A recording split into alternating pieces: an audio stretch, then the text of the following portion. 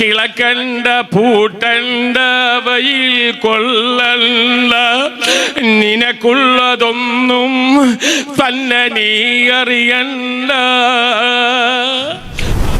ആദരവായി നബി സല്ലല്ലാഹു അലൈഹി വസല്ലമ തങ്ങളുടെ റൗള ഷരീഫിൽ നിന്ന് ഈ മനോഹരമായിരിക്കുന്ന കാഴ്ച കണ്ടുകൊണ്ട് ഞങ്ങളെ സ്വീകരിക്കുന്ന ആദരവായ നബിയെ, ഈ മനോഹരമായിരിക്കുന്ന മജ്ലിസിൽ കാലെടുത്ത് കുത്തുവാൻ അള്ളാഹു ഭാഗ്യം നൽകിയ ഭാഗ്യശാലികളായ മുഅ്മിനീങ്ങളെ, ഇവിടുത്തെ ഖബറുകളിൽ അന്ത്യവിശ്രമം ചെയ്യുന്ന ഖബറാളികളെ, എൻ്റെ കരളിന്റെ കഷ്ടമായിരിക്കുന്ന മുഅ്മിനീങ്ങളെ, അസ്സലാമു അലൈക്കും വറഹ്മത്തുള്ളാഹി തആല വബറകാതുഹു. എൻ്റെ ഉമ്മമാരെ, എൻ്റെ സഹോദരികളെ, എൻ്റെ മകളുടെ പ്രായമുള്ള അരുമമക്കളെ, നിങ്ങൾക്കും നമ്മൾക്കും അല്ലാഹു സ്വർഗത്തിൽ ഒരുമിച്ച് കൂടുവാൻ തൗഫീഖ് നൽകുമാറാവട്ടെ. ആദം നബി അലൈഹിസ്സലാം മുതൽ ഈ ടൈം വരെ വഫാത്തായ എല്ലാ മുഅ്മിനീങ്ങളെയും ഖബറുകളെ അല്ലാഹുവിനെ വിശാലമാക്കണമേ റഹ്മാനെ. അല്ലാഹ് ലോകത്തിൽ നിന്ന് അടുത്ത വെള്ളിയാഴ്ചക്ക് മുമ്പായിക്കൊണ്ട് യുദ്ധം അല്ലാഹുവിനെ അവസാനിപ്പിക്കണമേ. അല്ലാഹു ആമീൻ എന്നൊക്കെ പറയും. ഈ ലോകത്തിൽ നിന്ന് അടുത്ത ജുമാക്ക് മുമ്പായിക്കൊണ്ട് യുദ്ധം അല്ലാഹുവിനെ അവസാനിപ്പിക്കണമേ റബ്ബേ. അല്ലെങ്കിൽ ഞങ്ങൾ മുഴുവനും വട്ടം തിരിയും റബ്ബേ. ഞങ്ങൾക്ക് ഹജ്ജ് ചെയ്യാൻ പറ്റൂല.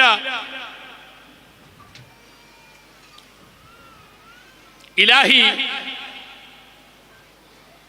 ഞങ്ങൾ ചെയ്ത തെറ്റിന്റെ പേരിൽ അല്ലാഹു ഞങ്ങളെ നീ ശിക്ഷിക്കല്ലേ റഹ്മാനെ. ഈ മജ്ലിസിൽ നിന്ന് ഏതെങ്കിലും ഒരാളുടെ ദുആ അല്ലാഹു നീ ഖബൂൽ ചെയ്ത്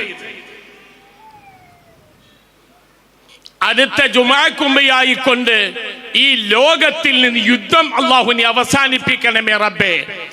പഞ്ചായത്ത് മുതൽ പാർലമെന്റ് വരെയും ഞങ്ങളെ സഹായിക്കുന്ന ഗവൺമെന്റുകൾ ആരാണ്, അവരെ നീ അധികാരത്തിലേക്ക് കൊണ്ടുവരണമേ റഹ്മാനെ.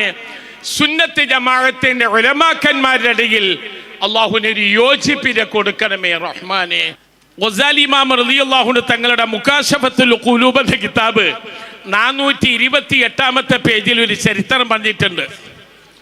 ഒരു രാജ്യത്ത് ബസറ എന്ന് പറയുന്ന രാജ്യം, അവിടെ വലിയൊരു മുതലാളി ഉണ്ടായിരുന്നു, ഒരു വ്യക്തി ഉണ്ടായിരുന്നു.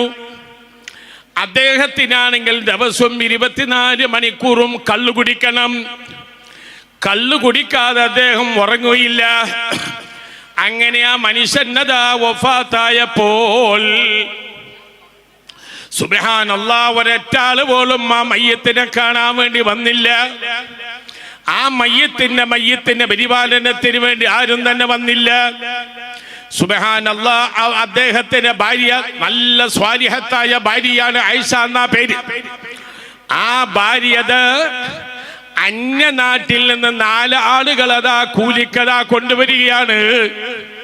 സ്വന്തം നാട്ടുകാർ മുഴുവനും മയ്യത്തിനെ ബഹിഷ്കരിച്ചിരിക്കുകയാണ്.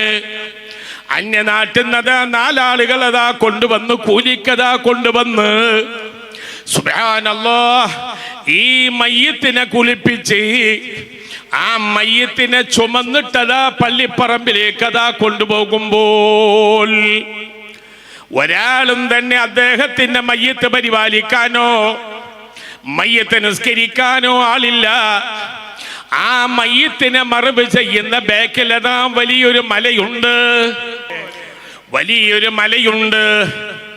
ആ മലയുടെ മുകൾ ഭാഗത്ത് മടവൂരിനെ പോലത്തെ ഒരു വലിയതാ വന്ന് ഇരിക്കുന്നുണ്ട്. നാട്ടുകാർ ആദരിക്കുന്ന വലിയാണ്. സുബ്ഹാനല്ലാഹ്, ഈ മയ്യത്തിനെ മറവ് ചെയ്യാൻ വേണ്ടി വന്നപ്പോൾ ആ മലയുടെ മുകൾ ഭാഗത്തിൽ നിന്ന് ആ വലിയതാ ഇറങ്ങി വരുന്ന കാഴ്ച നാട്ടുകാരതാ കണ്ടപ്പോൾ നാട്ടുകാരതാ ഓടിക്കൂടി വന്ന് ആ വലിയന്റെ നേതൃത്വത്തിൽ ആ മയ്യത്ത് നിസ്കരിച്ച മയ്യത്തിന്റെ പരിപാലനമെല്ലാം കഴിഞ്ഞതിന് ശേഷം ഈ മഹാനായ വലി ആ മരണപ്പെട്ടു പോയിരിക്കുന്ന മഹാന്റെ വീട്ടിലേക്ക് അതാ കയറി വന്നിട്ട് ആ മരിച്ചിരിക്കുന്ന ആളുടെ ഭാര്യയോട് ചോദിക്കുന്നു, ഉമ്മ, നിങ്ങളെ ഭർത്താവിന്റെ ജീവിതത്തിൽ വല്ല ഗുണമുള്ള വല്ല പ്രവർത്തനവും ചെയ്തിട്ടുണ്ടോ? നിങ്ങളെ ഭർത്താവിന്റെ ജീവിതത്തിൽ വല്ലതും അല്ലാഹുവിന് പൊരുത്തമുള്ള ജോലിയും ചെയ്തിട്ടുണ്ടോ? ആ സമയത്ത് ആ ഉമ്മയതാ കുറെ നേരം ആലോചിച്ചിട്ട് ഈ ശൈഖ് തങ്ങളോട് പറയുന്നു, തങ്ങളെ, എന്റെ ഭർത്താവ് അതാ രാത്രി കിടക്കുന്ന സമയത്ത് വയറ് നിറച്ച് കള്ളു കുടിക്കാതെ ഉറങ്ങാറില്ല കേട്ടോ. വയറ് നിറച്ച് കള്ളു കുടിക്കാതെ ഉറങ്ങാറില്ല.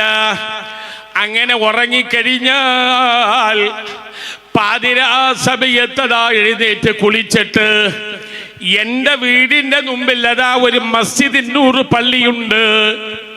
ആ പള്ളിയിൽ അതാ നല്ല ദർശനം നടക്കുന്നുണ്ട്.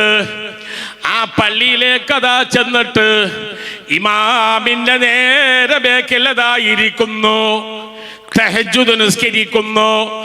ഇമാമിന്റെ സുബ്ഹി നിസ്കാരത്തിൽ അതാ പങ്കെടുക്കാറുണ്ട്. ഇത് ഒന്നാമത്തെ കാര്യമാണ്. രണ്ടാമത്തെ കാര്യമോ, എൻ്റെ ഭർത്താവിന് അതാ കുറെ മക്കളുണ്ട്, 5 മക്കളുണ്ട്. പക്ഷേ ആ 5 മക്കളോടും എൻ്റെ ഭർത്താവിന് സ്നേഹം കുറവാണ്. നാട്ടിൽ ഏതെങ്കിലും കുട്ടികൾക്ക് വാപ്പയില്ലാത്ത കുട്ടികളുണ്ടോ? ഉമ്മയില്ലാത്ത കുട്ടികളുണ്ടോ? പാവപ്പെട്ട മക്കളുണ്ടോ? അവരെ തെരഞ്ഞു പിടിച്ചതാ കൊണ്ടുവന്ന് സ്വന്തം വീട്ടിൽ അതാ ഭക്ഷണം കൊടുക്കാറുണ്ട്. എല്ലാവരും പഠിച്ചോ, സ്വന്തം വീട്ടിൽ ഭക്ഷണം കൊടുക്കാറുണ്ട്. വയലിന് പോയി വരുമ്പോഴും എവിടെ പോയി വരുമ്പോഴും അതാ പലഹാരങ്ങൾ കൊണ്ടുവന്നിട്ട് ആ യതീമായ മക്കളെ പേര് വിളിച്ചതാ അവർക്ക് കൊടുക്കാറുണ്ട്. സ്വന്തം മക്കളെക്കാൾ എൻ്റെ ഭർത്താവിൻ്റെ ഹൃദയത്തിൽ സ്നേഹം ആ വാപ്പയില്ലാത്ത മക്കളോടാണ് ഉസ്താദേ. മൂന്നാമത്തെ കാര്യമോ, രാത്രി കിടക്കുന്ന സമയത്ത് കള്ളു കുടിച്ച് കുറെ കഴിഞ്ഞ് നേരത്തെ തന്നെ എഴുന്നേറ്റിട്ട് 2 കൈകളും തലയിൽ ഇങ്ങനെ വെച്ചിട്ട് അല്ലാ അല്ലാ അല്ലാ, ഈ രൂപത്തിൽ ഞാനൊന്ന് മരിച്ചു കഴിഞ്ഞാൽ ഞാൻ പരാജയത്തിലാണല്ലോ റബ്ബേ, എനിക്കിനി മാഫ് തരുമോ റബ്ബേ? എന്റെ അവസാന നിമിഷം എന്നെ നീ ഒന്ന് രക്ഷപ്പെടുത്തി തരുമോ റബ്ബേ? എന്റെ അവസാന നിമിഷത്തിൽ ലാ ഇലാഹ ഇല്ലല്ലാഹ് എന്ന് ചൊല്ലി എനിക്കൊന്ന് മരിക്കാൻ നീ എനിക്ക് ഭാഗ്യം തരുമോ റബ്ബേ? ഇങ്ങനെ 3 കാര്യങ്ങളല്ലാതെ 4മത്തൊരു കാര്യം എൻ്റെ ഭർത്താവിൻ്റെ ജീവിതത്തിൽ ഉണ്ടായിട്ടില്ല. ആ സമയത്തിലാണ് ശൈഖ് വലി പറയുന്നത്, ഓ ഉമ്മ, ഇന്നലെ രാത്രി മദീനയിൽ നിന്ന് ആരംഭപ്പൂവായ നബി തങ്ങൾ എന്നെ വിളിച്ചു പറഞ്ഞു, നഹ്നു കൽ ഫറശി വന്ദു ബാബിയാ മുഹമ്മദു മാലന ഔനുൻ സിവക യാ റഊഫ് മുഹമ്മദു. മോനെ, ജനങ്ങൾ മുഴുവനും വെറുത്തിരിക്കുന്ന മയ്യത്തതാ ചേലക്കര തങ്ങൾ പടിയുടെ മുന്നിലേക്ക് കൊണ്ടുവരും. എല്ലാവരും ആ മയ്യത്തിനെ ഒഴിവാക്കിയ മയ്യത്താണ് മോനെ. അതുകൊണ്ട് മോനെ, നീ അതാ ചെന്നിട്ട് ആ മയ്യത്തിനെ ഏറ്റെടുക്കണം. ആ മയ്യത്ത് തഹജ്ജുദ് നിസ്കരിക്കണ മയ്യത്താണ് മോനെ.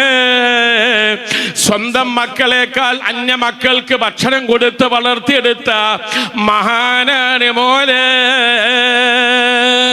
വലിമൻ ഖാഫ മഖാമ റബ്ബിഹി ജന്നത്താൻ, കിളക്കണ്ട പൂട്ടണ്ട വയിൽ കൊള്ള കൊള്ളണ്ട, നിനക്കുള്ളതൊന്നും തന്നെ നീ അറിയണ്ട.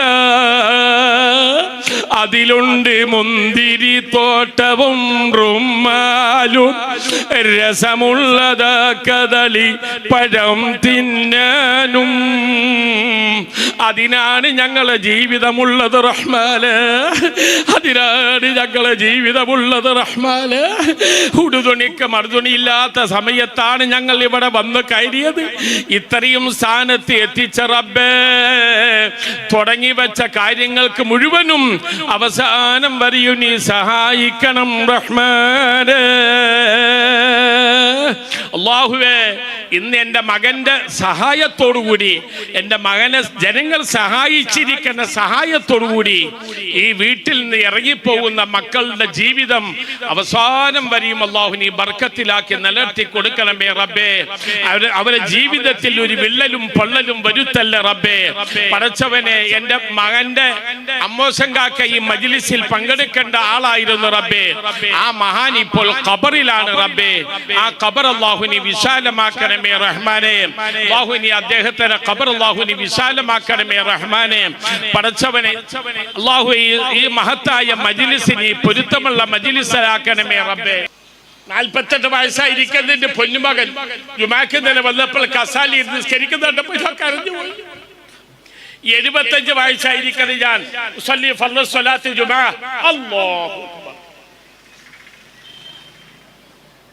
ഞാൻ പൊട്ടിക്കരഞ്ഞു പോയി. അള്ളാഹു അവനക്കൊക്കെ ദീർഘായുസിന് വേണ്ടി ദ്വാരുന്നു. വലിയ മനവേദന ഉണ്ട്, അത് എല്ലാവർക്കും ഉണ്ട്.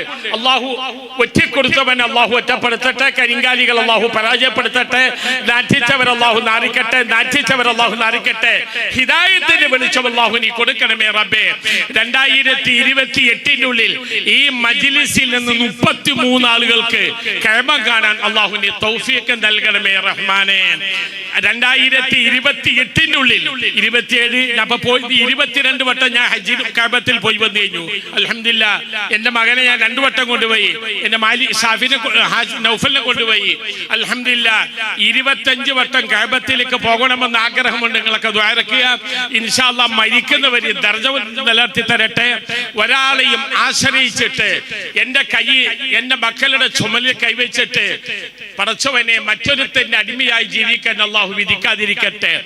കിടത്തല്ലേ പിളർ തല്ലേ ജനത്തോട് ഇരക്കല്ലേ, കിടന്നുള്ള മലമൂത്രം വരുത്തിയിടല്ലേ, റബ്ബേ കടം വീട്ടി സുഖത്തോടെ മരിപ്പിക്കണേ എന്ന് മാത്രം ദുആ ചെയ്തിട്ട് ബാക്കി എല്ലാ ഉത്തരവാദിത്തങ്ങളും ദ്വാരക്കലും ബാക്കി എല്ലാതും എന്റെ മകനിക്ക് ഏൽപ്പിച്ചിട്ട് ഇൻഷാ അല്ലാഹ് ഞാൻ സമയമില്ല, വേഗം പോരാ.